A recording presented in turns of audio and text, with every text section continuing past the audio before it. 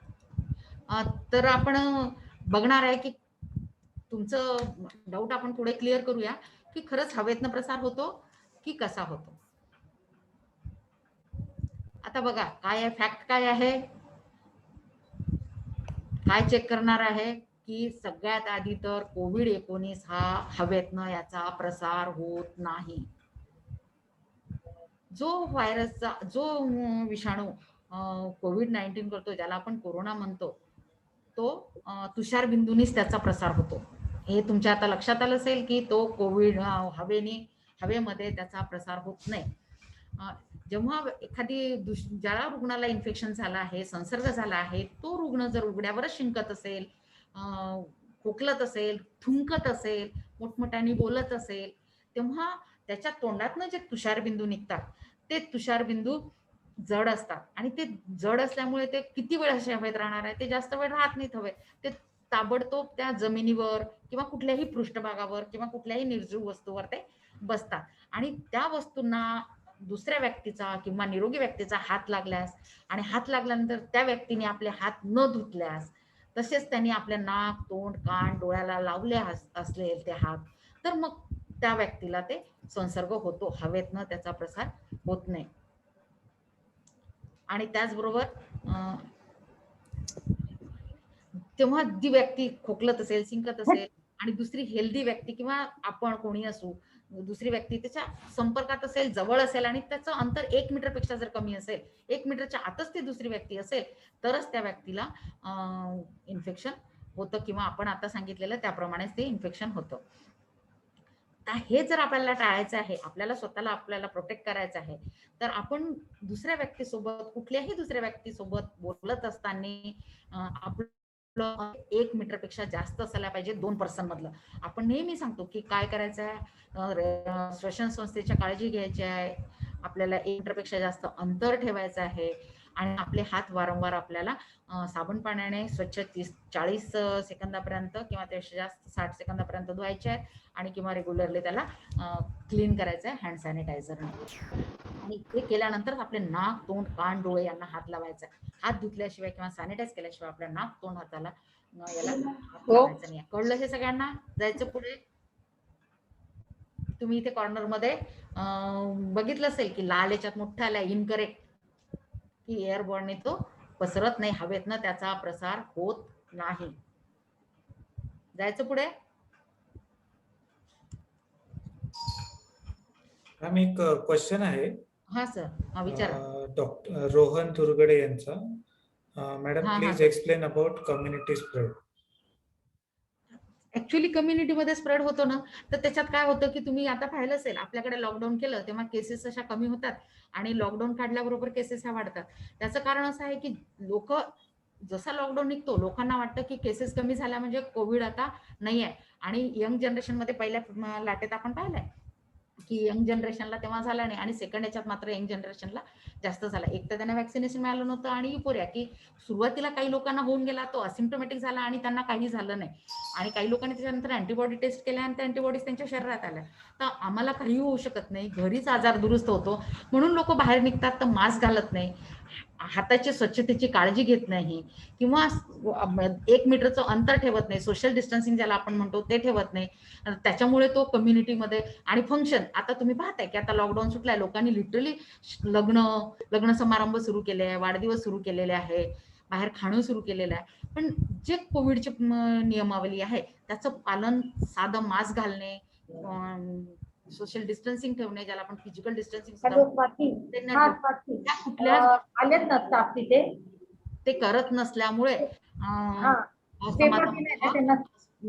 Fast spread होतो. आणि त्याचबरोबर काय होतं की एका फॅमिली जास्त रुग्ण आहे, एक तर रुग्णाला त्रास झाला तर तो आपल्या सेंटरपर्यंत येत नाही, कोविडची टेस्ट करून घेत नाही, तो कोविड घरात राहतो, घरात तो कुठल्याच प्रिकॉशन घेत नाही. एका फॅमिलीमध्ये जर एक व्यक्ती पॉझिटिव्ह असेल तर तो घरात राहतो, घरात कोविडचे नियम पाळून त्यांनी जी प्रिकॉशन घ्यायची आहे, ज्याला आपण कोविडमध्ये सांगतो की त्याची रूम सेपरेट असायला पाहिजे, शक्य असेल तर त्याचं टॉयलेट बाथरूम वेगळं असायला पाहिजे आणि तो ज्या रूममध्ये राहतो ती वेल व्हेंटिलेटेड असायला पाहिजे, त्याच्या हालचाली ह्या त्या रूम पुरत्याच मर्यादित ठेवायला पाहिजे, ना की त्याने हॉलमध्ये यायचं, किचनमध्ये यायचं.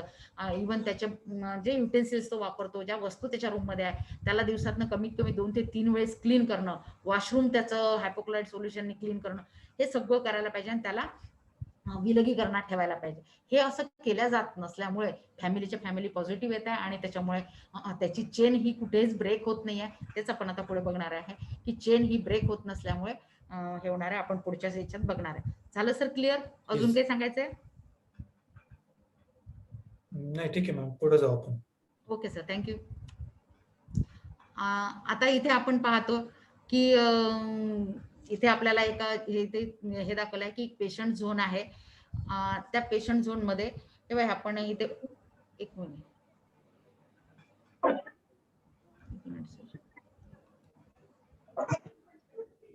सॉरी माझी स्लाइड हे झाली. मॅम बॅक करा तुम्ही. सर बॅक करते, ते थोडस हे केल्यामुळे हे झालं. तर हा पेशंट झोन आहे. आता तुम्ही पाहताय पेशंट बेडवर आहे. क्लीन झोन कुठला एरिया आहे. आता ह्या बॉडी फ्लुइडची बॅग आहे किंवा हे पलंग आहे, हे बेडसाईड टेबल आहे आणि हे IV स्टँड आहे. इथे जर हा रुग्ण यांनी मास्क घातला का नाही आणि ह्या रुग्णाने त्याचं रेस्पिरेटरी हायजीन, ज्याला आपण श्वसन संस्थेची स्वच्छता म्हणतो, की खोकलताना सिंगताना त्यांनी आपले हे तळहात लावायचं नाही आहे, तर त्यांनी आपल्या हाताची कोणी आहे त्याच्यावर असं करून शिंकायचं आहे अथवा रुमाल किंवा टिश्यू पेपरवर शिंकायचं आहे आणि ते शिंकून झाल्यानंतर जो टिश्यू पेपर असेल तो झाकण असलेल्या डस्टबिन मध्ये टाकायचा आहे. उघड्यावर कुठेही इतर टाकायचं नाही आहे. तर ह्या सरफेसला आपल्याला इन्फेक्शन होतं. त्याचबरोबर कसं होतं की सर हे हँड हायजीनचं इथे स्लाइड आले, मी पुढे घेऊ? हो, काय प्रॉब्लेम.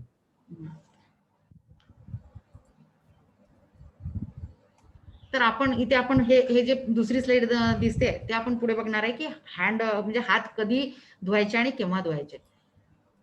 आपण प्रिव्हेन्शन कसं थांबवणार आहे. स्टँडर्ड सेफ्टी प्रिकॉशन सगळ्यात महत्वाच्या काय सर, तुम्ही आता जो प्रश्न विचारला त्याच्यात सगळ्यात महत्वाचं काय स्टँडर्ड सेफ्टी प्रिकॉशन मध्ये कोविड-19चं ट्रान्समिशन जर आपल्याला थांबवायचं असेल तर आयसोलेशन महत्वाचं आहे. म्हणजे जो रुग्ण पॉझिटिव्ह असेल त्याची टेस्ट करणं आणि त्याला घरात असो किंवा मग आयसोलेशन सेंटरला असो विलगीकरणात ठेवणं फार महत्वाचं आहे. कुठल्या पद्धती आहेत प्रिकॉशन घेण्याच्या. तर स्टँडर्ड सेफ्टी प्रिकॉशन कोणासाठी आहे? सगळ्या रुग्णांसाठी, जितके रुग्ण पॉझिटिव्ह आहे त्यांच्यासाठी.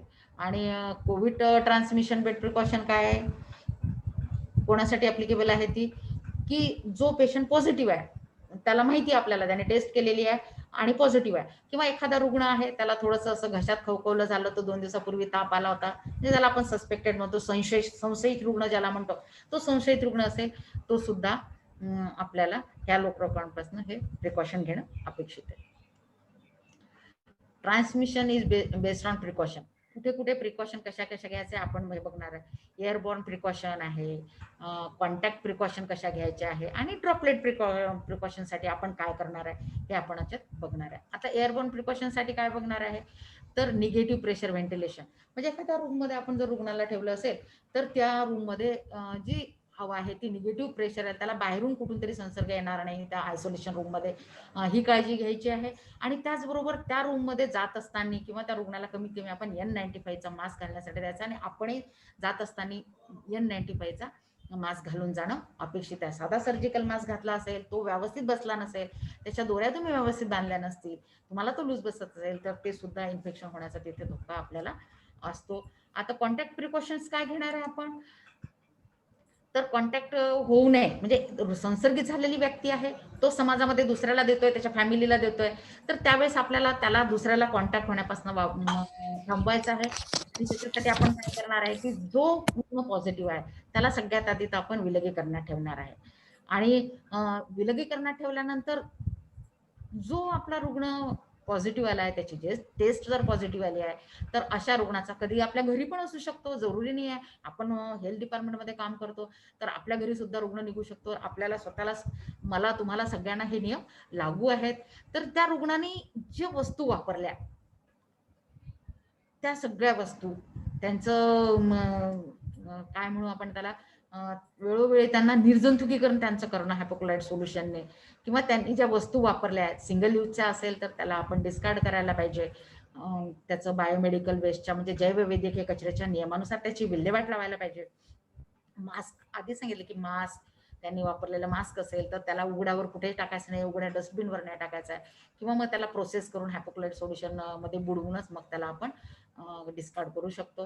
त्याचबरोबर ज्या रुग्णाला आपण आयसोलेशन केलेलं आहे, विलगीकरणात ठेवलं आहे, त्याला इतरत्र बाहेर मार्केटमध्ये चाललाय, औषध आणायला चालला आहे, किंवा स्वतःचा टिफिन आणायला चाललाय, किंवा तो ज्या घरात त्याला जर आपण विलगीकरणात घरीच विलगीकरण केलं असेल, त्याला आपण होम क्वारंटाईन म्हणतो, जर तसं केलं असेल तर त्यावेळेस त्या रुग्णाची त्या रूम पुरतीच मुवमेंट असायला पाहिजे. त्याचं चालणं फिरणं, तो हॉलमध्ये येतोय, टीव्हीच्या रिमोटला हात लावतोय, सोफ्यावर बसला आहे, तर असं त्याला काही नाही करायचं आहे. त्याला जोपर्यंत 14 दिवस 15 दिवस आपले होत नाही तोपर्यंत त्याच्या हालचाली ह्या त्या रूम पुरत्याच मर्यादित ठेवायच्या. त्या रूम मध्येच त्याने आपल्या हालचाली केल्या पाहिजे. त्याला फूड तिथेच द्यायला पाहिजे. त्याचे कपडे सुद्धा तिथूनच घेऊन हायपोक्लोराइड मध्ये टाकून जी व्यक्ती धुईल त्यांनी सुद्धा सगळ्या प्रिकॉशन कोविडच्या नियमानुसार प्रिकॉशन घेऊन हायपोक्लोराइड सोल्युशन मध्ये टाकलंय आणि मगच वॉशिंग मशीन मध्ये टाकून धुवून उन्हात वाळवायचे आहेत. ड्रॉपलेट प्रिकॉशन आपण कसं घेणार आहे, तर ह्या व्यक्तीला आपण सांगणार आहे की तू N95 मास्क घाल, आणि ह्या व्यक्तीची केअर घेणारी जी व्यक्ती आहे, त्याचं जे सगळं करणारी व्यक्ती आहे, त्याला सुद्धा तिथे N95 मास्क घालणं गरजेचं आहे. विलगीकरणात तर त्याला थांबवायचंच आहे. आता ड्रॉपलेट याच्यासाठी जर यांनी N95 मास्क घातला, जो रुग्ण पॉझिटिव्ह आहे, तर काय होईल, तो खोकलेल, शिंकेल, बोलेल, ओरडेल, तेव्हा त्याच्या तोंडातनं तुषारबिंदू बाहेर पडणार नाही, आणि ते तुषारबिंदू बाहेर न पडल्यामुळे त्या मास्कमध्येच राहतील, त्याच्यामुळे तो बाहेर येणार नाही. बाहेर येण्यामुळे घरातल्या बाकीच्या इतर लोकांना, अदर फॅमिली मेंबर्सला याचं इन्फेक्शन होण्याचा धोका कमी होईल. आणि याच्या लिमिटेड मुवमेंट ठेवल्यामुळे सुद्धा आपण याचे प्रसार थांबवण्यास आपल्याला मदत होते.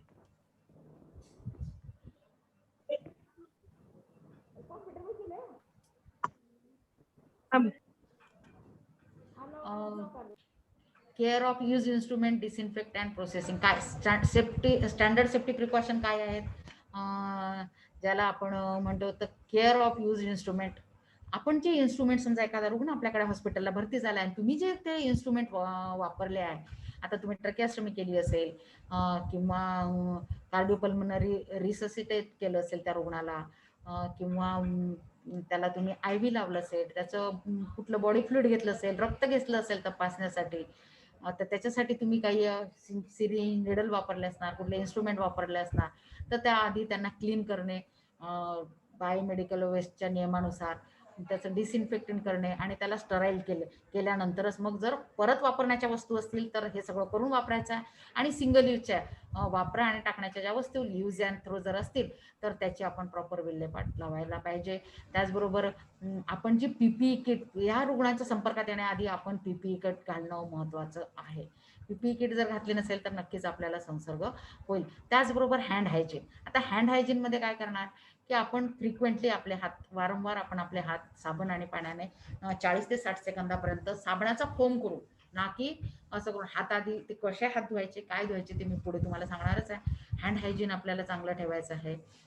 त्याचबरोबर ह्या रुग्णाला जर आपण निडल, काही स्काल्पेल वापरला असेल, एखादा ब्लेड वापरला असेल, इंजेक्शन दिलं असेल, किंवा कुठलेही शार्प इन्स्ट्रुमेंट असतील, तर ते वापरत असताना आपल्याला काय करायचं आहे की ते सेफली आपल्याला हँडल करायचे आहे. जर आपण त्यांना सेफली हँडल केले नाही, किंवा रिकॅपिंग निडल, ज्याला आपण सेफ इंजेक्शन प्रॅक्टिसेस म्हणतो, तुम्हाला सगळ्यांनाच माहिती आहे, सेफ इंजेक्शन प्रॅक्टिसमध्ये आपण काय करतो, तो रिकॅपिंग करण्याचं अवॉइड करत असतो.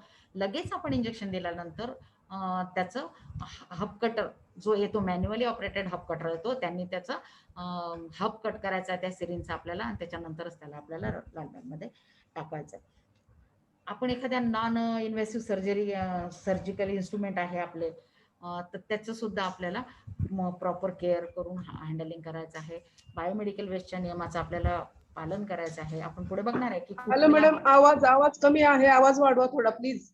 ओके ओके ओके आवाज वाढवा madam. Okay okay okay okay वाढवते. थोडासा आवाज वाढवून.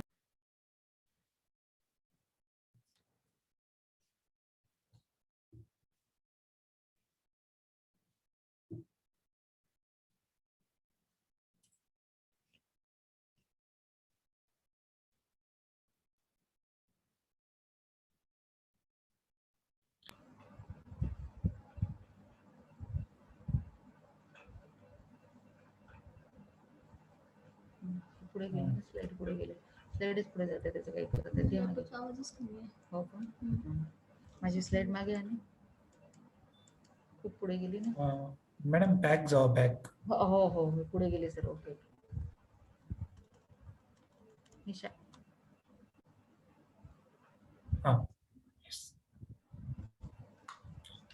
इथे एक पोल क्वेश्चन आहे. एक क्वेश्चन आहे परत इथे. आता येतोय सर आवाज व्यवस्थित? हो, आम्हाला येतोय. सिस्टर आवाज येतोय का? हो येतोय. ठीक आहे. कदाचित त्या सिस्टरांचाच प्रॉब्लेम असेल की त्या जिथे बसल्या आहेत तिथे नेटची कनेक्टिव्हिटी वर असणार आहे आणि म्हणून माझा आवाज येत नाही. बाकीच्यांना येतोय ना माझा आवाज? मी मास्क पण काढून टाकलाय आता. हो मॅडम येतोय. येतोय मॅडम. पुढचा प्रश्न आहे सगळ्यांचा. आपण आपले हात कधी धुवायचे आहेत? कधी धुवायला पाहिजे आपण हात? तर सगळ्यांनी पोल क्वेश्चन वरती आन्सर करा. आन्सर करायचा आहे बघा. करा मग- सगळ्यांनी.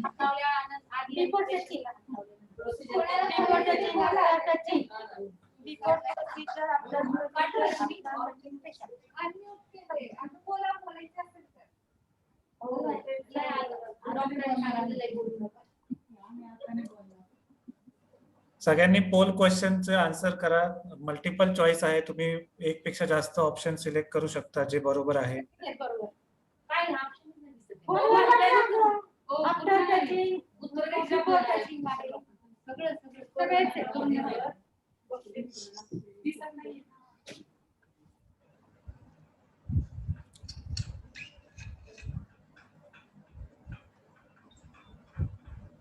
अजून आपण 5 सेकंद घेणार आहे. 1 मिनिट व्हायला आला.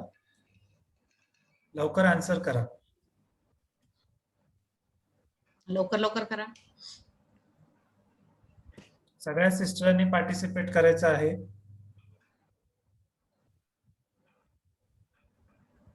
एक पेक्षा जास्त उत्तर पण देऊ शकता तुम्ही. येस मॅम, आपण थांबूया आता. तुम्ही हो सर, चालेल चालेल.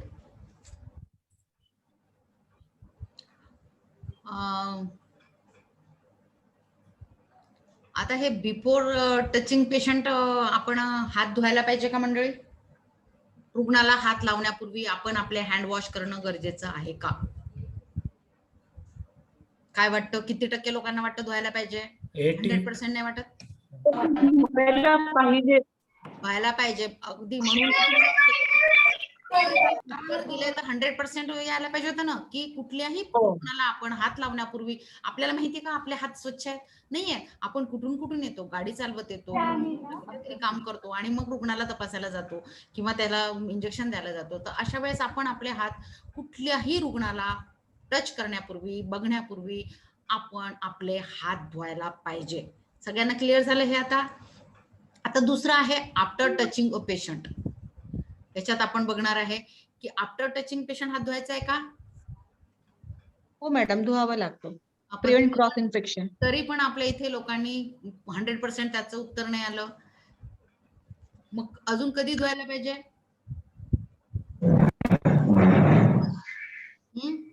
आता हे पिक्चर आले बघा की रुग्णाला तपासण्यापूर्वी आपण हात धुणं गरजेचं आहे, टच करण्यापूर्वी. दुसरं, जर आपल्याला एखादी प्रोसिजर करायची आहे, ब्लड घ्यायचं आहे त्याचं, किंवा आपल्याला युरिन सॅम्पल घ्यायचं,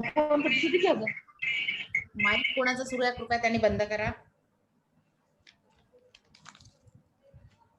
तर कुठलीही प्रोसिजर करायची आहे, आपल्याला टॅपिंग करायचं आहे, ब्लड काढायचं आहे, IV लावायची आहे, त्याचे ते युरिन बॅग मधले आपल्याला युरिनचं सॅम्पल घ्यायचं, तशा वेळेस सुद्धा आपल्याला परत हात धुणं गरजेचं आहे.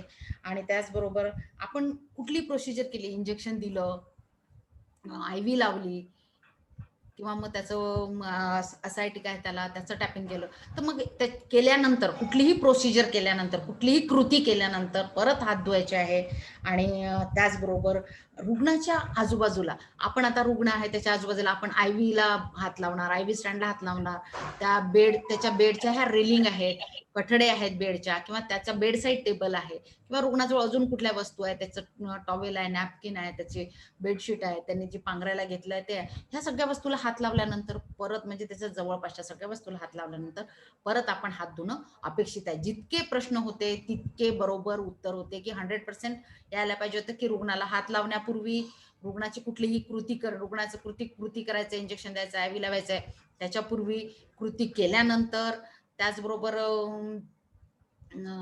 आपल्याला पेशंटला हात लावण्यापूर्वी, हात लावल्यानंतर, हे सगळ्या 5ही वेळेस आपल्याला हात धुणं गरजेचं आहे आणि आपण ते करत नाही कुठलेच. आणि सगळ्यात जास्त हे मेडिकल फॅकल्टी आहे की जे हात धुण्याचं टाळतात. तर आपल्याला तसं काही करायचं आहे का? तसं काही करायचं नाही. तर ह्या 5 वेळेस हात धुण्याचं आपल्या डोक्यात आपण फिक्स करून टाकायला पाहिजे, की एक रुग्ण तपासला की दुसऱ्या रुग्णाकडे जात असताना आधी हात धुवायचा आणि मगच दुसऱ्या रुग्णाकडे आपल्याला जायचं आहे. आता हात धुण्याच्या किती पद्धती आहे, कोण सांगेल? किती पद्धतीने आपण हात धुतो आणि किती मिनिटापर्यंत धुतो? द्याल कोणी उत्तर? सिस्टर अनम्यूट करून बोला सगळ्यांनी.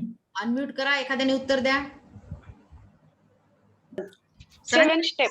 टू वे कम्युनिकेशन आहे, एकट्यानेच बोलणार नाही, सगळ्यांना माहिती आहे, आपण सगळे एक्सपर्ट आहे आणि याच्यात वर्षानुवर्ष काम करत आलेले. किती वेळेस धुवायचे आहे बोला? 7 स्टेप. 5 वेळेस. हा, 5 वेळेस कसे कसे धुणार सिस्टर? किती सेकंद धुणार? 5 नाही 7 म्हणायचं. 7 आहे. Palm to palm, palm to back, right and left, palm to interlock finger, palm to thumb, right and left, आणि wrist, right and left wrist. ठीक आहे, मी सांगते. माझा व्हिडिओ जर तुम्हाला दिसत असेल, माझे हात दिसतात सगळ्यांना? हो दिसतात मॅडम, दिसतायत. हो मॅम दिसतंय. सगळ्यात आधी आपण हात धुण्यासाठी, आपण जेव्हा बघा सर्जिकल हँड वॉशिंग आणि आता कोरोनाच्या गाईडलाईन्स नुसार ह्या हँड वॉशिंग वेगळ्या आणि ह्याच्या WHO ICMRच्या वेगवेगळ्या गाईडलाईन्स असतात. पण कोरोनात त्यांचं म्हणणं आहे की कमीत कमी 40 ते 60 सेकंदापर्यंत आपल्याला हात धुवायचे. आणि ते कसे धुवायचे मी तुम्हाला सांगणार. आधी तर सगळ्यात आधी तर आपल्या हातातले सगळे ऑर्नामेंट्स आपण काढून ठेवणार आहे. कुठलेच ऑर्नामेंट आपण आपल्या हातात ठेवणार नाही. या घड्याळ असो, अंगठ्या असो, किंवा काही धागे आपण बांधले असे, ते काहीच नको. हात असे क्लीन केले, त्याच्यानंतर हात आपण पाण्याने ओले करून घ्यायचे. हात पाण्याने ओले केल्यानंतर त्याच्यावर आपल्याला लिक्विड सोप टाकायचा आहे. लिक्विड सोप टाकल्यानंतर ओल्या हातावर त्या साबणाचा आपल्याला फोम करायचा आहे. चांगला फोम झाल्यानंतर आपण हा हात असा सरळ आहे, सुमनयम, सुमनयम किंवा सुमनके हँड वॉश करायचे. तर आपण सगळ्यात आधी तर हात सु म्हणजे सरळ सीधा, आणि ह्याला आपण असं जाणार, असं धुणार आणि वापस येताना ह्या वेब पेस्ट क्लीन करत असा वापस आणणार. आणि ही प्रोसिजर आपण 10 वेळेस करणार. त्याचप्रमाणे वाईस वर्सा आपण त्या राईट हँडला सेम तसंच करणार, असंच धुणार. आणि मग त्याच्यानंतर ऊ म्हणजे उलटा, मग उलट्या साईडला परत मी लेफ्ट हँडला राईट हँडनी या वेब स्पेस क्लीन करत असा हात धुणार आहे. ही प्रोसेस मी 10 वेळेस करणार आहे. त्याच्यानंतर परत मी लेफ्ट हँडसाठी राईट हँडसाठी तीच प्रोसिजर अशीच करणार आहे. झाला ऊ झाला. आता म म्हणजे मुठी. आता हे मुठी आपण कसं हे करणार आहे, तर हे हा माझा डावा हात आहे, त्याच्यावर मी उजव्या हाताची मुठी केली आणि मी ही अशी क्लीन करणार आहे.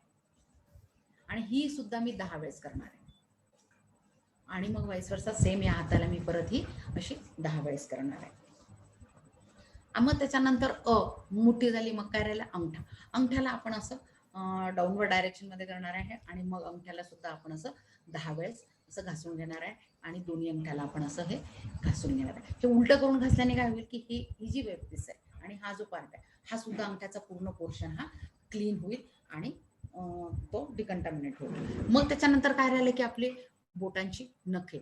मग नखे आपण कसं करणार? नख आणि हाताच्या वरच्या ह्या ज्या छोट्या छोट्या वळ्या ज्या क्रेजेस म्हणतो, ह्या आपण क्लीन करण्यासाठी हे असं सर्क्युलर मुवमेंट मध्ये सगळा पार्ट कव्हर करत 10 वेळेस हे दोन्ही हाताला असं असं करत क्लीन करणार आहे. आणि मग त्याच्यानंतर काय राहिलं आहे, शेवटी आपलं मनगट.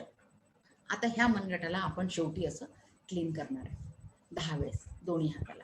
आणि मग त्याच्यानंतर घासल्यानंतर त्याच्यानंतर आपण आपल्या ज्या एल्बो ऑपरेटेड नळ आहेत त्याच्या खाली आपले हात आपण स्वच्छ पाण्याने धुवून घेणार आहे. तर ह्या 6 पद्धतीने 40 ते 60 सेकंदापर्यंत आपल्याला आपले दोन्ही हात स्वच्छ करून घ्यायचे आहेत. ह्या पद्धती आहेत हँडवॉशच्या. मी आधीच सांगितले की सर्जरीसाठी जाताना हँडवॉशच्या पद्धती वेगळ्या आहेत, ICMR वेगळ्या आहेत, WHO वेगळ्या आहेत. पण आता कोविडमध्ये आपल्याला आलेल्या गाईडलाईननुसार आपल्याला ह्याच पद्धतीचा अवलंब करायचा आहे.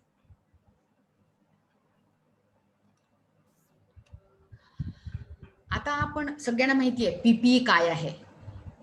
आपण लेबर रूमच्या बाहेर सुद्धा एक PPE किट ठेवत असतो आणि आधीपासून ठेवतो.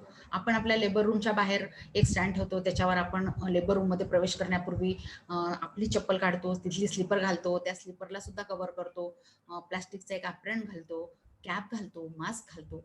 ही आपली PPE झाली. ग्लोव्ज घालतो. ही PPE झाली आपण लेबर रूम मध्ये पेशंटला तपासत असताना घालण्याची. मग आता जे आपण PPE घालतोय, ज्या स्वरक्षण किट ज्याला आपण म्हणतो, ती जी घालतो तर ती कधी, कुठे आणि मास्क कधी, कुठे आणि कुठला लावायचा हे आपण याच्यात बघणार आहे. कॅटेगरी त्याच्या केलेल्या, एक हाय रिस्क, एक मॉडरेट रिस्क, एक लो रिस्क, म्हणजे जिथे कमी धोका आहे आणि जिथे कुठलाही धोका नाही तिथे आपण काय घालणार आहे आपण पाहणार. आता कोविड ICU मध्ये जाणार किंवा कोविड OT मध्ये जाणार किंवा कोविडचं आपल्याला सॅम्पल घ्यायचं आहे किंवा कोविडचं जिथे लॅबोरेटरीमध्ये टेस्टिंग होत आहे, सॅम्पल तिथे जात आहे, जिथे टेस्टिंग होत आहे, अशा ठिकाणी आपल्याला काय घालायचं आहे.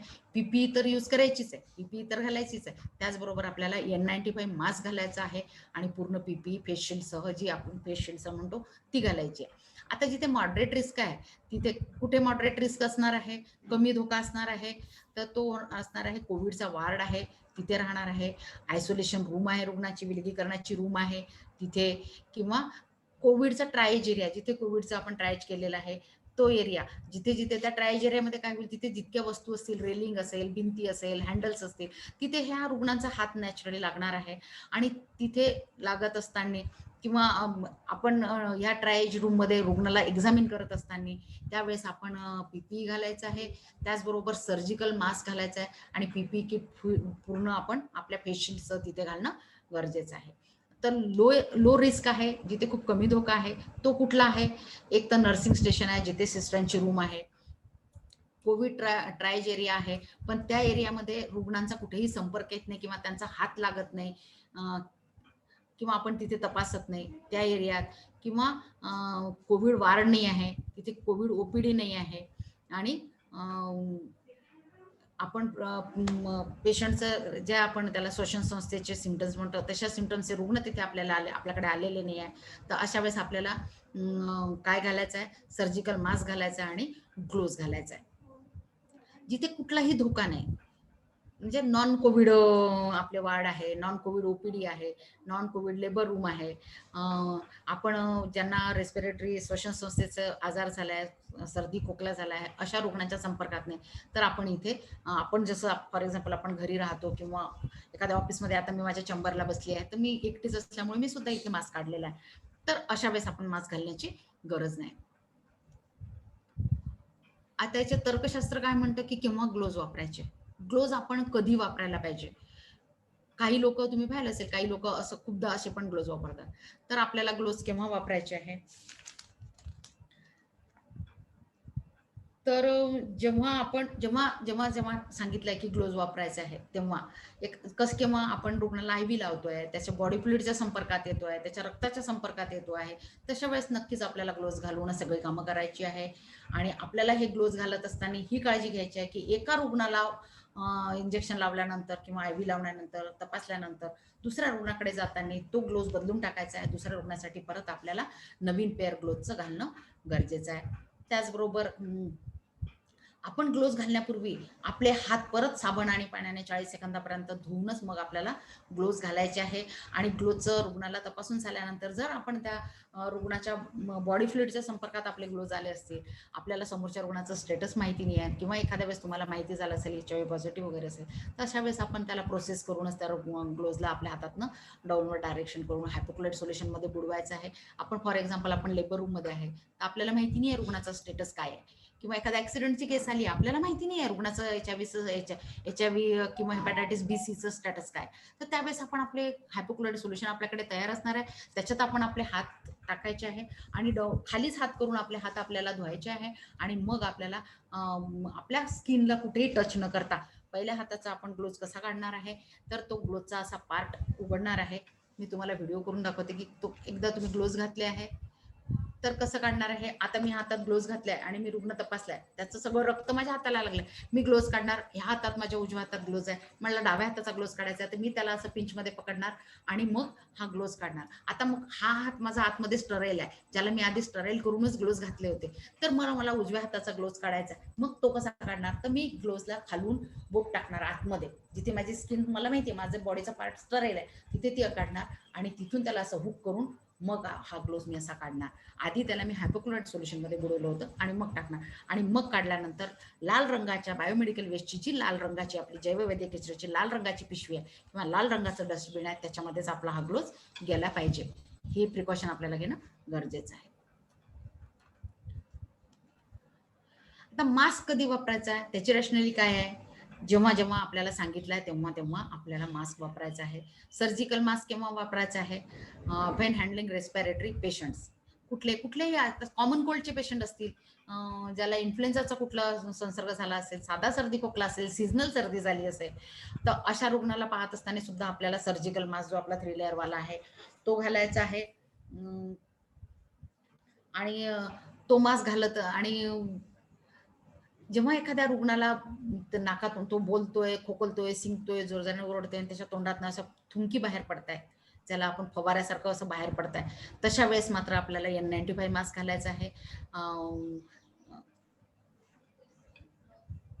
आणि काय करायचंय की आपल्याला मास्क घालत असताना हे बघा इथे लिहिलंय ऑलवेज होल्ड बाय स्ट्रिंग, म्हणजे त्याला धाग्यानेच पकडायचा आहे. मास्कचा जो कपड्याचा पार्ट आहे त्याला आपल्याला हात लावायचा नाही, त्याच्या धाग्यालाच आपल्याला पकडायचा आहे. आणि तो घातल्यानंतर बघायचा आहे की आपला मास्क व्यवस्थित बसला आहे किंवा नाही. जर बांधण्याचा मास्क असेल तर आधी आपण बांधत असताना खालच्या दोऱ्या कधीच नाही बांधणार आहे, आधी आपण मास्कच्या वरच्या दोऱ्या बांधणार आहे आणि त्याच्यानंतरच मग खालच्या दोऱ्या बांधणार आहे. त्याचबरोबर आपल्याला जर मास्क काढायचा असेल तर तो काढत असताना सुद्धा त्याची प्रोसिजर आहे. जर बांधण्याचा असेल तर तो आपल्याला काढत असताना आधी खालच्या दोऱ्या सोडायच्या आहे. जर तुम्ही आधी वरच्या दोऱ्या सोडल्या तर तो तुमच्या कपड्यावर लोंबकळेल, पडेल आणि त्या बाहेरचा जो मास्कचा भाग कंटामिनेट झालेला आहे, तो कंटामिनेटेड भागाने काय होईल की तो तुमच्या कपड्यावर, तुमच्या शरीरावर त्याच्यावर जे व्हायरस बसलेले असेल ते तुम्हाला कंटामिनेट करण्याचा धोका असतो. म्हणून तो काढत असताना आधी खालच्या दोऱ्या सोडायच्या आणि मगच वरच्या दोऱ्या सोडून त्याला बॉडीच्या सरळ अशा रेषेमध्ये काढून मग त्याला आपल्याला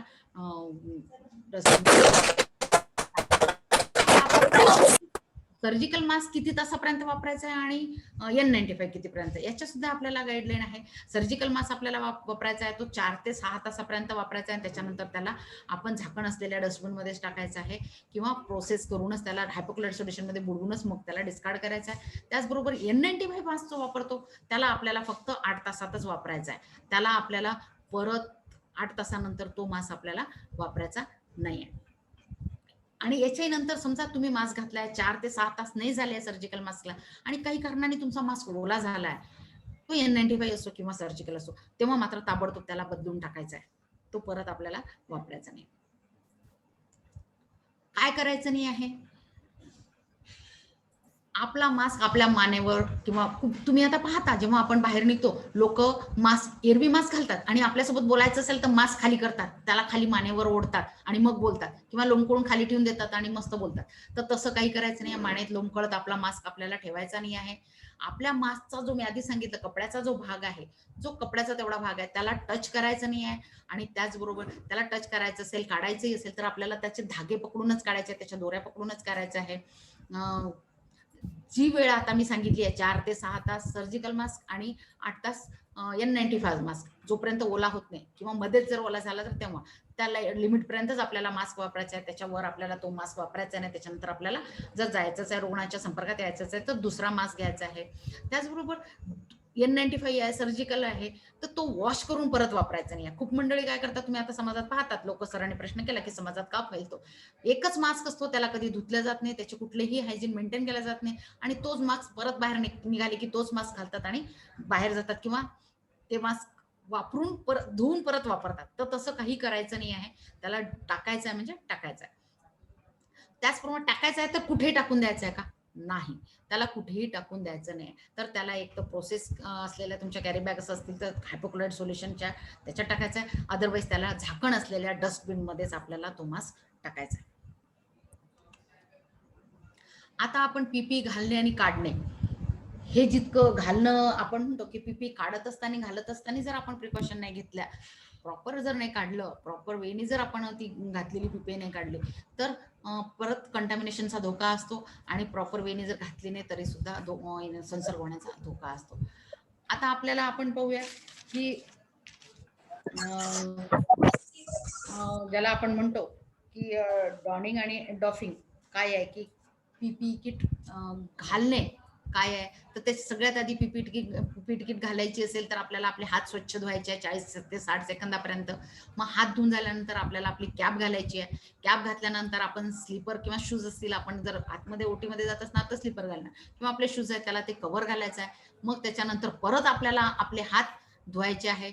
मग त्याच्यानंतर काय करायचं आहे की आपल्याला 2 पेअर ग्लोव्ज घालायचे. तर आतमधले ग्लोव्ज आपण आधी घालणार आहे. मग त्याच्यानंतर आपण गाऊन घालणार आहे.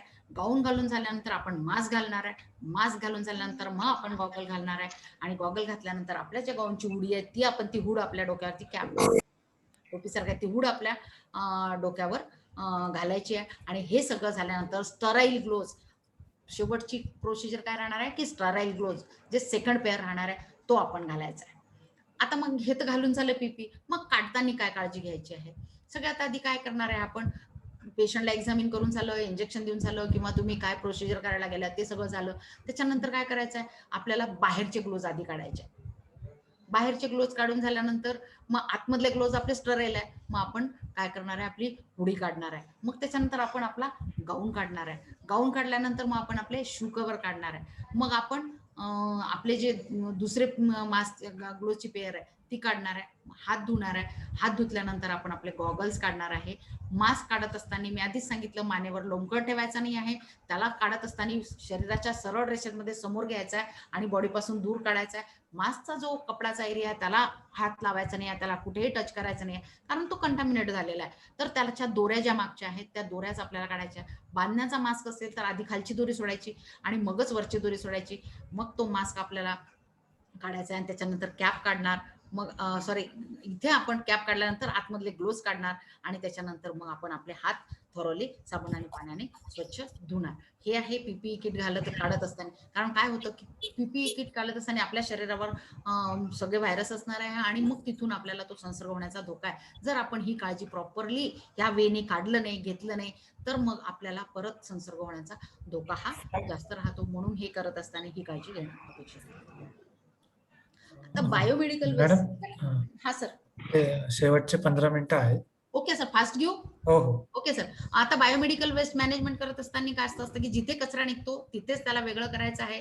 आता आपण प्लासेंटाला प्री ट्रीटमेंट करायचं. आता 2019च्या गाईडलाईन नुसार आपण प्लासेंटा किंवा कुठल्याला त्याला प्री ट्रीटमेंट करत नाही. त्याला सरळ आपण रक्ताने माखलेले असो, ब्लड मॅटेड ज्या वस्तू आहेत त्या आपण पिवळ्याच्यातच टाकतो. बॉडी पार्ट असेल, ह्युमन बॉडी पार्ट, ते तिथेच म्हणजे सेग्रिगेशन कचऱ्याचं जिथे निघते तिथेच व्हायला पाहिजे. मग त्याला ट्रीटमेंट जर तुम्हाला करायची असेल तर हायपोक्लोराइडने तिथे ती करायची आहे. त्याला तुमच्या इन्स्टिट्यूटमध्ये 48 तासाच्या वर तुम्ही स्टोअर करून ठेवू शकत नाही.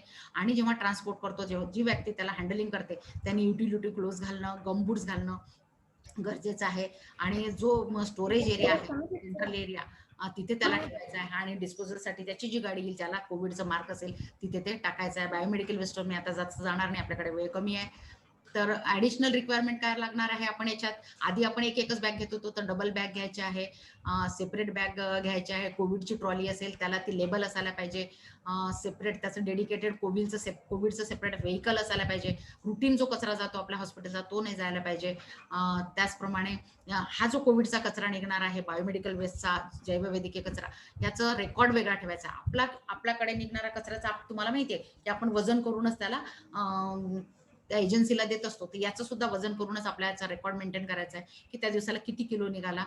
त्याचबरोबर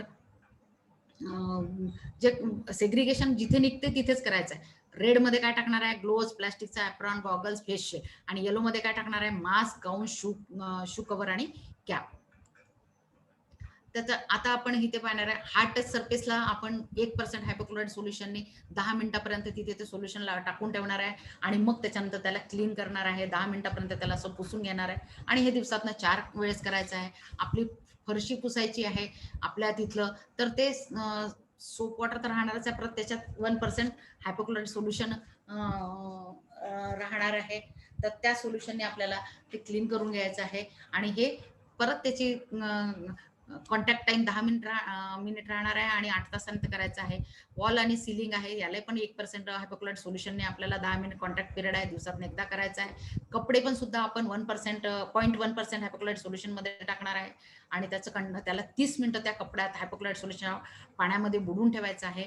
जेव्हा जेव्हा आपल्याला कपडे धुवायचे आहे तेव्हा टॉयलेट सुद्धा आपल्याला 1%, कपड्यामध्ये जर तुम्ही 1% टाकलं तर काय होईल, कपड्यांना छिद्र पडेल, कपडे फाटतील, म्हणून तिथे 0.1%च घ्यायचं आहे. टॉयलेट आहे, त्याला सुद्धा दिवसातनं 4 वेळेस हायपोक्लोराइड सोल्युशनने क्लीन करायचं आहे. कॅरिडोर आहे, त्यालाही क्लीन करायचं आहे हायपोक्लोराइड 1%ने. कॉन्टॅक्ट टाइम सेम आहे, 8 तासांनी त्याला करायचं आहे. इक्विपमेंट्स आहे, ते एक तर तुम्ही अल्कोहोलमध्ये टाका आणि प्रत्येक यूजच्या आधी त्याला क्लीन करा. 10 मिनिटं त्याला त्या अल्कोहोलमध्ये बुडवून ठेवा आणि त्याच्यानंतरच त्याला क्लीन करून वापरायला घ्या, स्टराईल करून वापरायला घ्या. हे आपण पाहिलं की पुढे आहे की हाय टचेस सरफेस कुठे कुठे रुग्णाचा टच होऊ शकतो, जिथे आपल्याला प्रिकॉशन घ्यायची आहे. बेडचे रेल्स आहेत, त्याच्या ज्या कडा आहेत, त्या बेडची जी फ्रेम आहे त्याच्यावर असू शकते. ट्रे आपण नेतो तो ट्रे असतो, त्याचा बेडसाईड टेबल आहे, दरवाजाचे हँडल आहे, आयव्हीचा स्टँड आहे, भिंती आहेत किंवा टॉयलेटच्या आजूबाजूचा परिसर आहे. त्याचबरोबर स्ट्रेचर्स आहेत आणि रेलिंग जे आपल्या पकडून चालतात पेशंट ते, किंवा खुर्च्या आणि खुर्च्याचे हात. हा हाय रिस्क एरिया आहे आणि इथे जर आपण टच केलं तर आपले हात धुवायला पाहिजे, कारण हा एरिया इथे जास्त कंटामिनेंट असतो. आता रूल्स ऑफ क्लिनिंग आहे, याच्यावर मी जास्त जाणार नाही, तर हा आपण स्किप करू, पुढे जाऊया. जनरल हाऊसकीपिंग काय करणार आहे, जर घरी रुग्ण असेल तर जर आपल्याला घर काय करायचं आहे की कुठे जास्त डोळ्याने दिसणारी धूळ असेल तर ती धूळ आपल्याला कोरड्या मॉबने, जी उडणार नाही, झाडू मारायचा नाही आहे, कोरड्या मॉबने ती धूळ पुसून घ्यायची आहे आणि मॉब करायचा आहे. तर ओल्या मॉबने आपल्याला आपलं घर जे आहे, म्हणजे आपलं हॉस्पिटल जे आहे ते पुसून घेणार आहे. पुसत असताना एकदा आपण जर पुसला तर पुसायचा आहे, आपण आपला एकदा मॉब ओला केला आहे, तो मॉब आपल्याला एकदा ओला केल्यानंतर 120 स्क्वेअर फीट पर्यंत आपण त्याचं मॉप करू शकतो, तेवढ्या एरियात आपण पुसून घेऊ शकतो. जर आपल्याला परत त्या मॉबला वापरायचं आहे तर परत एकदाच फक्त आपण त्या बकेटमध्ये टाकणार आहे, ज्याच्यात आपण हायपोक्लोराइड सोल्युशन घेतलं आहे पुसण्यासाठी, आणि परत मग एकदा बुडून झाल्यानंतर परत दुसऱ्यांदा मात्र आपण त्या बकेटमध्ये त्याला बुडवणार नाही आहे. त्या सोल्युशन मध्ये फक्त एकदा आधी ओला करून घेतला आपण नळाखाली किंवा त्याच्यात, आणि तो पुसून घेतला कारण आपला मॉब स्टरेल आहे, आणि मग तो एकदा पुसून 120 स्क्वेअर फीटचा एरिया पुसून झाल्यानंतर परत आपण दुसरा 120 स्क्वेअर फीटचा एरिया, म्हणजे एका बकेट मधल्या सोल्युशनने आपण 240 स्क्वेअर फीटचा एरिया हा घ्यायचा आहे. आता स्पिल मॅनेजमेंट इथे मी डिटेल जाणार आणि स्पिल ब्लड आहे, बॉडी फ्लुइड आहे, अमनेटिक फ्लुइड आहे, हे जर सांडलं असेल तर हे क्लीन करत असताना सुद्धा तुम्ही पीपी घालायला पाहिजे, आणि पीपी घालत असताना तिथे त्याच्यावर हायपोक्लोराइड सोल्युशन टाकायचं आहे. त्याला कंटामिनेटेड टाइम त्याचा 1% हायपोक्लोराइड सोल्युशन किंवा 0.5% हायपोक्लोराइड सोल्युशन तिथे त्या बॉडी फ्लुइडवर, रक्तावर टाकायचं आहे, आणि त्याच्यावर मग एक कापड टाकायचं आहे किंवा गॉसपीस टाकायचं आहे किंवा पेपर टाकायचा आहे, आणि पीपी किट घालूनच मग त्या बॉडी फ्लुइड किंवा ते आपल्याला क्लीन करायचं.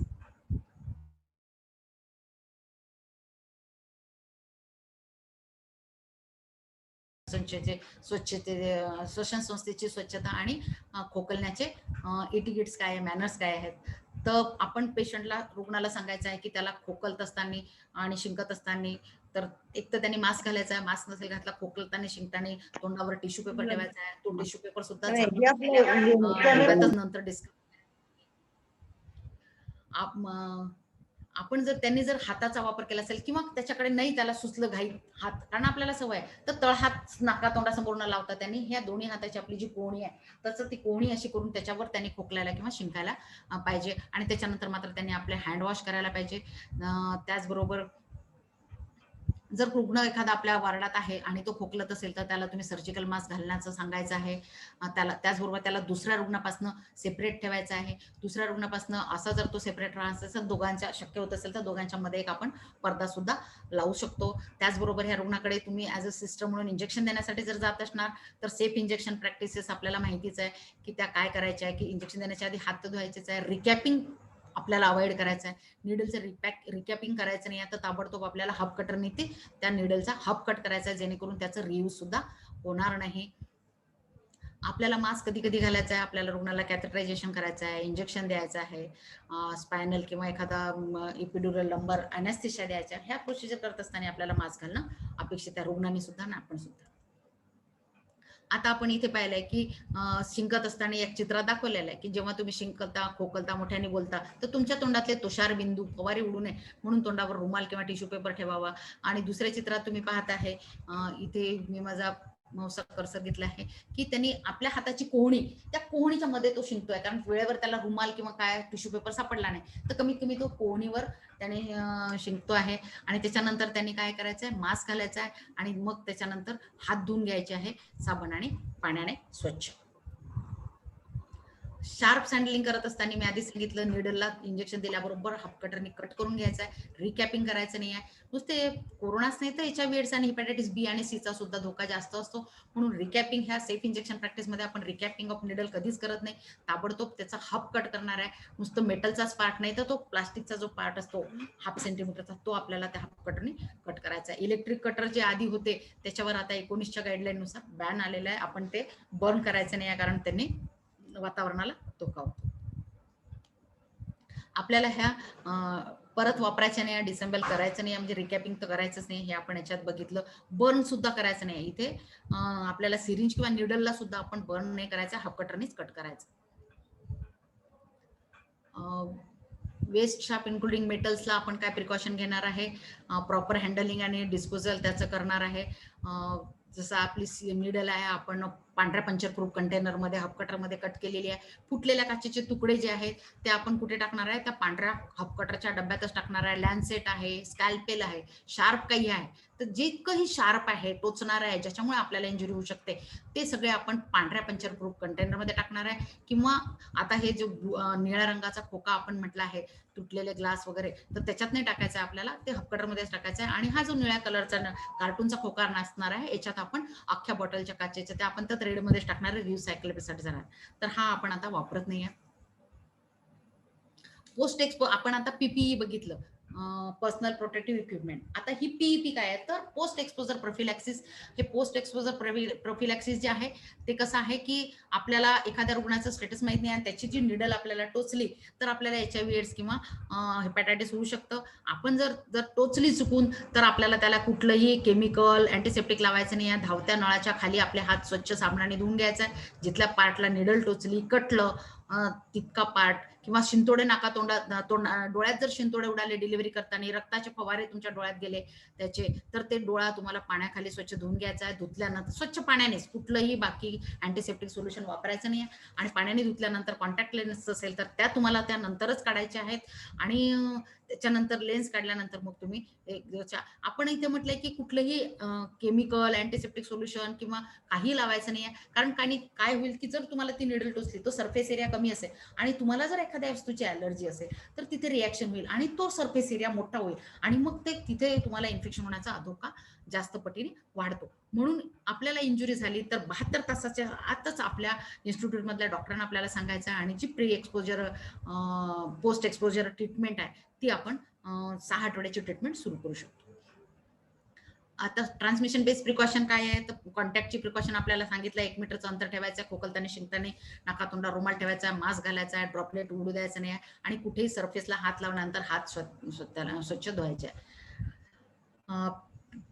काय आहे त्याच्यात कंपोनंट्स काय आहे, पेशंट प्लेसमेंट आहे, use of personal protective equipment आपल्याला करायचं आहे. पेशंटला ट्रान्सपोर्ट करत असताना आपल्याला सगळी काळजी घ्यायची आहे. पेशंटने वापरलेल्या सगळ्या वस्तूची, इन्स्ट्रुमेंटची, कुठलेही अवजार असेल तर त्याचं आपल्याला स्टरलायझेशन, डिकंटामिनेशन करणं अपेक्षित आहे. त्याचबरोबर वातावरणाला सुद्धा धोका होऊ नये, समाजाला सुद्धा धोका होऊ नये म्हणून ते सगळे बायोमेडिकल वेस्टनुसार त्यांचं डिस्कार्ड करणं महत्वाचं आहे. ड्रॉपलेट प्रिकॉशन काय घेणार आहे? Patient should be place in a single room. एक त्याला सेपरेट रूम मध्ये आपण विलगीकरणात ठेवणार आहे. एका रूम मध्ये 2 पेशंट जर असतील तर त्यांच्यामध्ये आपण परता ठेवणार आहे.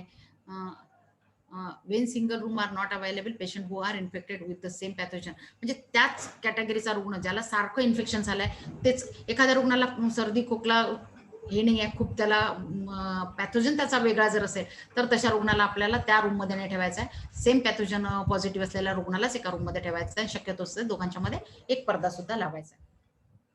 फिजिकली त्यांना आपण सांगायचं आहे की तुमचं 3 फीटचं अंतर राहणं अपेक्षित आहे.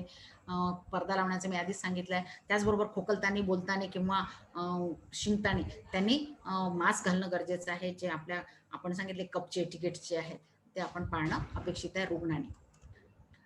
पीपी काय आहे? आपण आपल्या रुग्णाच्या रूम मध्ये जात असताना पीपी घालणं गरजेचं आहे. त्याचप्रमाणे N95 मास्क घालणं सुद्धा गरजेचं आहे. आपले हेल्थ केअर वर्कर्स जे आहेत यांनी हे सगळं प्रोटेक्टिव्ह हे जे इक्विपमेंट्स आहे, मास्क, पीपी हे घालणं का गरजेचं आहे? कारण तुम्ही रुग्णाच्या संपर्कात जाता आणि तिथे रुग्णाचे जे शिंतोडे बोलण्यातून जे तुषारबिंदू येतात, शिंतोडे उडतात, ते तुमच्या नाकातोंडात जाऊ नये, तुमच्या म्युकस मेम्ब्रेनच्या कुठेही संपर्कात येऊ नये आणि तुम्हाला इन्फेक्शन होऊ नये म्हणून तुम्ही पीपी घालणं गरजेचं आहे. त्याचबरोबर पीपी should be change and hand hygiene perform between contact with the other patient. म्हणजे एका रुग्णाला तपासल्यानंतर परत पीपी काढायची आहे. सेम पॅथोजन जर नसेल तर पीपी किट काढायची आहे आणि परत मग दुसऱ्या रुग्णाला तपासायला जायचं आहे. पेशंट आपल्याला ट्रान्सपोर्ट करायचा आहे, इकडनं दुसऱ्याकडे पाठवायचा आहे, शिफ्ट करायचा आहे, तर त्यावेळेस पेशंटने सुद्धा मास्क घालायचा आहे. त्याचबरोबर त्यांनी मोठ्याने बोलायचं नाही आहे आणि मास्क घालतानाच खोकलायचं, शिंकायचं, तुमच्या नाकातोंडावर पडेल अशा प्रकारे त्यांनी शिंकायचं किंवा खोकलायचं नाही. जे पेशंट केअर इक्विपमेंट आणि इन्स्ट्रुमेंट डिव्हाइसेस त्याचं काय करणार आहे? जे डिस्पोजेबल वस्तू आहे त्याला आपण डिस्कार्ड करणार आहे. ज्या पुनर्वापराच्या वस्तू आहे त्याला आपण परत क्लीन करणार आहे, त्याचं डिकंटामिनेशन करणार आहे, स्टरलायझेशन करणार आहे आणि त्याच्यानंतरच आपल्याला दुसऱ्या पेशंटसाठी त्याला वापरायला घेणार आहे. एन्व्हायरमेंटचे मेजर्स आपण काय घेणार आहे? तर ensure that rooms of patient on contact precautions are prioritise for frequent cleaning and discipline. आपण आताच बघितले की 4-4 तासाने त्याची रूम पुसायची आहे, त्याचं टॉयलेट क्लीन करायचं आहे, त्याचे बेडसाईड टेबल आहे ते क्लीन करायचं आहे. जिथे जिथे रुग्णाचा हात लागलाय त्याला आपल्याला क्लीन करायचं आहे. बाथरूमचे हँडल असतील, तर नळ असतील तर त्याला आपल्याला ताबडतोब क्लीन करायचं.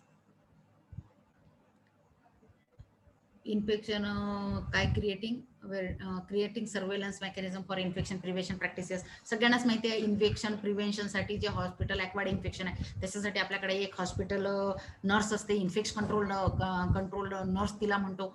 तिने ते सगळं पाहणं अपेक्षित आहे. कारण सगळ्यांना माहिती आहे की रुग्णाला खूपदा हॉस्पिटलला आल्यानंतर 48 तासानंतर जे इन्फेक्शन होतं त्याला आपण हॉस्पिटल ॲक्वायर्ड इन्फेक्शन म्हणतो.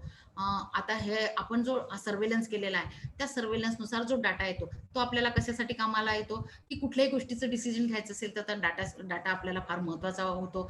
आपण हे डॅशबोर्डवर या रुग्णाची एंट्री करत असतो. त्याच्याने काय ह्या डॅशबोर्डवर जी एंट्री केलेली असते सर्वेलन्स केल्यानंतर जो गोळा केलेला डाटा आहे तो आपल्याला कामात कशासाठी येतो की मृत्यूचं प्रमाण किती आहे आणि विकृतीचं प्रमाण किती आहे आणि सगळं क्लिनिकल प्रोसेसचा डाटा काय आहे याच्यासाठी आपल्याला ह्या डाटाची मदत होत असते. त्याचबरोबर आपले रेग्युलर ऑडिट होतात, डेट ऑडिट ज्याला म्हणतो, याच्यासाठी सुद्धा हा डाटा कामात येतो. आणि आपण रेग्युलर आपले हँड हायजीन, डॉनिंग, पीपी किट घालणे, काढणे, निडल स्टिक इंजुरी ज्याला पोस्ट एक्सपोजर प्रोफिलॅक्सिस म्हणून आपण मग त्याची काळजी घ्यायला पाहिजे. म्हणून निडल स्टिक इंजुरी सुद्धा आपल्याला व्हायला नाही पाहिजे, याच्यासाठी हा डाटा कामात येतो. तिसरा क्वेश्चन आहे, हा क्वेश्चन सगळ्यांना दिसतोय सर, टाका हे. आवाज येतो ना माझा? येस. आता मी हे करतो. हे जुनं झालं. आता एक क्वेश्चन येणार आहे सगळ्यांना, त्यांनी आन्सर करायचे. When should you do hand washing? नाही. Have you ever had needle stick injury? तुम्हाला कधीही निडल म्हणजे रुग्णाला इंजेक्शन लावल्यानंतर टोचली आहे का? टोचली आहे तर मग तुम्ही काय केलं? टोचली आहे तर मग तुम्ही पोस्ट एक्सपोजर प्रोफिलॅक्सिसची ट्रीटमेंट 6 आठवड्याची घेतली का? 3 ड्रगची?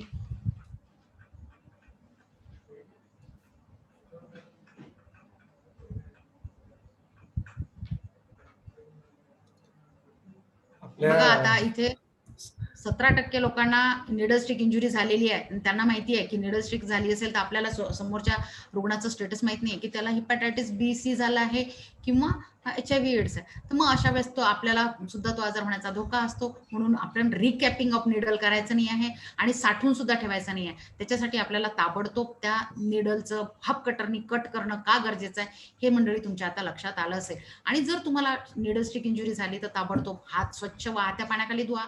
कुठलंही केमिकलनी धुवू नका. साबण आणि पाण्यानेच हात धुवा. कुठलेही अँटीसेप्टिक सोल्युशन वापरू नका आणि ताबडतोब तुमच्या इन्स्टिट्यूट मधल्या डॉक्टरांना दाखवा. 72 तासाच्या आत आपण ट्रीटमेंट जर सुरू केली तर आपल्याला ह्या आजारापासून नक्कीच संरक्षण मिळतं. झालं सर, जायचं पुढे? Yes ma'am, please. सांगितलं व्यवस्थित? हो, प्लीज कंटिन्यू.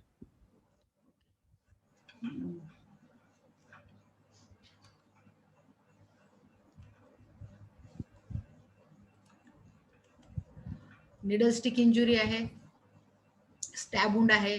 कसं असतं की निडलचा सरफेस एरिया किती गजची निडल आहे त्याच्यानुसार आपल्याला ती इंजुरी होते आणि त्याच्यानुसार इन्फेक्शनचा धोका वाढतो.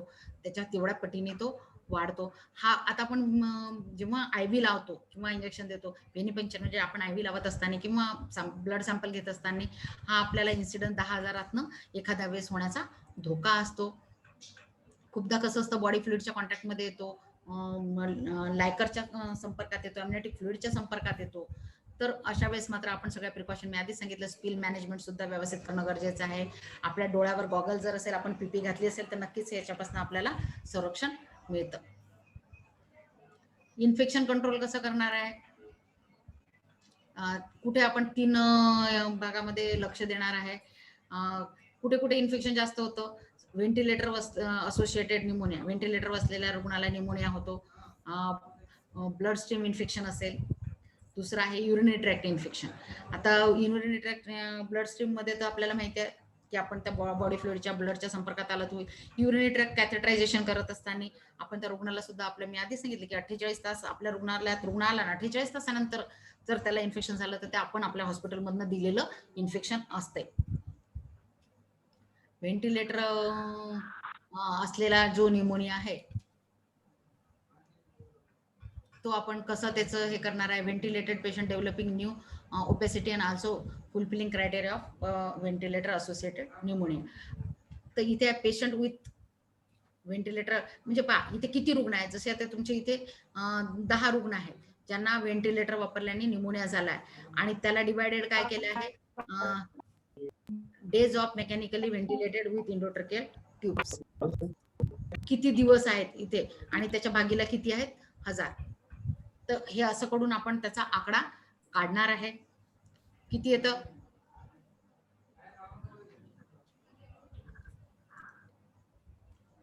त्याचबरोबर ब्लड स्ट्रीम इन्फेक्शन रेट आहे. सेंट्रल लाईन आपण टाकलेलं आहे. तर number of central line associated, तर ते इथे तो आकडा येईल किती लोकांना टाकला आणि किती दिवस आपण त्याला ती सेंट्रल लाईन ठेवली. त्याला का भागीला किती राहणार आहे? 1000 राहणार आहे. UTIचं तसंच आहे की आपण UTI साठी काय 1000 रुग्णांना कॅथेटरायझेशन केलेलं आहे. किती लोकांना UTI झाला आहे आणि किती त्याच्या भागीला आपण किती लोकांना कॅथेटरायझेशन केलं इंटू 1000 असा आपण हा रेट काढणार आहे. तर ventilator bundle, central line bundle म्हणजे यांचा किती हा गठ्ठा राहणार आहे याचे कॅल्क्युलेट केल्यानंतर आपल्या लक्षात येईल किंवा सिव्हिअर सेप्सिस बंडल काय आहे त्याच्यानंतर आपल्याला ते लक्षात येईल. आता इथे तुम्ही हे एक चित्र तुमच्या डोळ्यासमोर येते आहे. त्याच्यात तुम्ही कुठली चूक आहे ती सांगाल. सगळ्यांनी चित्र पहा आणि सांगा काय काय इथे हवं होतं आणि काय त्यांनी चूक केलेली आपल्या सिस्टरने.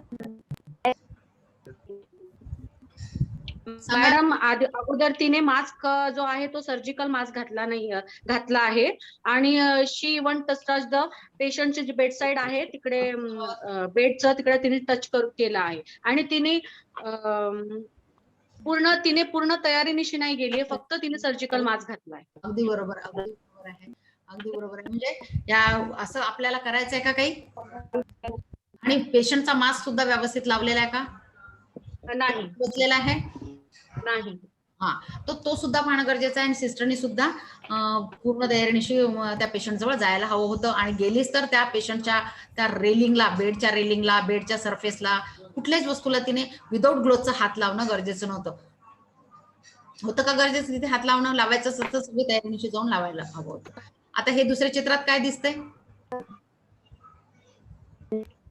हा, इथे शू कव्हर दिसत आहेत, इथे आपल्याला प्लास्टिकचा प्रॉन ग्लोव्ह दिसत आहेत आणि ते इतरत्र टाकून दिले. आपल्याला असे कुठे फेकायचे आहेत का यांना? नाही. आणि ते जर आपण असे टाकत गेलो तर किती आपण वातावरण आणि त्याचबरोबर आपल्या समाजाला इन्फेक्शन देतो. आपल्याला हे सगळं टाळायचं जर असेल तर आपल्या ह्या सगळ्या सवयी आपण बदलायला पाहिजे. आणि आताच आपण सांगितलं की त्याला कुठल्या कलर कोडच्या बकेटमध्ये टाकायचं आहे. इथे आपलं हे सेशन संपलं. कोणाला काही क्वेरी असेल तर कृपया विचारा. टाइम संपलेलाच आहे. सर झालं within time? Yes yes ma'am, एक प्रश्न आहे की लिनेन साठी किती % हायपोक्लोराइड सोल्युशन तर वापरावे? 0.1%.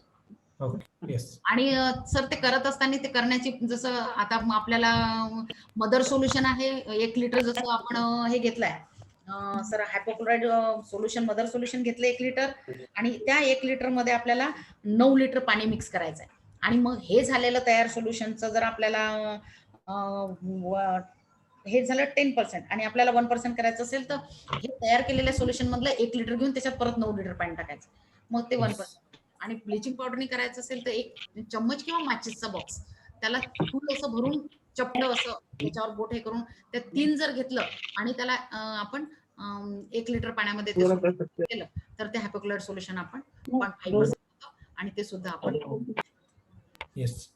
कपड्यात छिद्र पडतील तुम्ही 1% जर घेतलं. बाकी सगळ्या क्लिनिंग साठी आपण 1% हायपोक्लोराइड सोल्युशन घेतो आहे, पण फक्त लिनन साठी मात्र 0.1% घेतो. अजून कोणाला काही प्रश्न आहे का? विचारू शकता अनम्यूट करून. सर मला क्वेरी होती, ती लिननचा प्रश्न मी टाकला होता. हा हा, मॅडम आहेत. हा हा मॅडम. मॅडम आपण रेग्युलर लिनन डिकंटॅमिनेशन साठी 0.5% हायपोक्लोराइड सोल्युशन वापरतो. मग आता कोविड साठी 0.1% वापरायचं असं आहे का? हो, आता ज्या ह्या नवीन गाईडलाईन्स आहे त्याच्यानुसार ऍक्च्युली आधीच्या गाईडलाईन्स मध्ये 0.5 होतं, पण मला जे आता ह्याच्यात मिळालं ह्याच्यात 0.1% आहे. पण ऍक्च्युली मला असं वाटतं की ते 0.5 वापरायला पाहिजे सिस्टर. आणि ज्याला आपण ब्लिचिंग पावडरने तयार करायचं झाल्यास 3 चमचे नाही का 3 टेबल स्पून फुल भरून घेतलं 1 लिटर मध्ये केलं तर ते 0.5% तेवढं त्याचं ते होतं. म्हणजे आपण 0.5%च वापरायचं आहे लिननसाठी. मला तर असं वाटतं की त्यांनी तेच वापरायला पाहिजे आणि तेच आयडियल आहे. त्यांनी काही कपड्याला हार्म होत नाही. आणि मॅडम आपल्या प्रश्नामध्ये आणि रुग्णाचे जर कपडे धुवायचे असेल तर डायरेक्ट टच नाही करायचंय. जो व्यक्ती धुईल त्याला त्यांनी मास्क घालणं गरजेचं आहे, ग्लोव्ह घालणं आणि सुरुवातीला त्या हायपोक्लोराइड सोल्युशन मध्ये काडीनेच त्याला ढवळायचं आहे. इन केस आपल्या घरी जरी रुग्ण असेल आणि त्याच्यानंतर त्याला वॉशिंग मशीन मध्ये किंवा अर्धा तास त्याच्यात बुडवून ठेवायचं आणि त्याच्यानंतरच वॉश करायचं. हा बोला सर. मॅडम डेथ झालेल्या पेशंटच्या लिननच्या संदर्भात म्हणजे कसं थोडंसं गायडन्स मिळू शकतो, काय कसं सर करायचं? आवाज येते सर तुमचा? डेथ झालेल्या पेशंटचं जे लिनन आहे मॅडम हा हा हा, त्याचं 1% मध्येच करायचं का मॅडम? नाही 0.5 मध्येच टाकायचं सर. आता याच्यात 1% दिलंय या स्लाइड मध्ये, पण 1% नाही करायचंय आपल्याला. सगळे कपडे जे रुग्णाचे पॉझिटिव्ह रुग्ण आहे आणि तो हायली कंटामिनेटेड आपल्याला माहिती आहे त्या रुग्णाचे कपडे आपल्याला 0.5% हायपोक्लोराइड सोल्युशन मध्ये अर्धा तास बुडवून ठेवायचे आणि ओके मॅडम, त्याच्यानंतर वॉश करायचे. अजून काही प्रश्न आहे कोणाला? अजून काही प्रश्न आहेत? मला अजून एक विचारायचं होतं. हा विचारा ना सर. मेडिकल वेस्ट मॅनेजमेंट संदर्भात जे सेग्रिगेशन आपण करतो, आपण की ग्लव्ह. मॅडम आवाज येतोय का? हा आवाज कटतोय सिस्टर तुमचा. सिस्टर तुमचा व्हिडिओ ऑफ करा. मॅडम मॅनेजमेंट सेग्रिगेशन संदर्भात होतं. आपण एक प्रश्न पण होता आणि आपण लेक्चर मध्ये पण असं बोललो की ग्लव्स, एप्रन, गॉगल्स आणि फेस शील्ड पण मध्ये घालायचं आहे. हॅलो, आवाज नाही येते ऍक्च्युली सिस्टरांचा. त्या काय प्रश्न विचारतायत?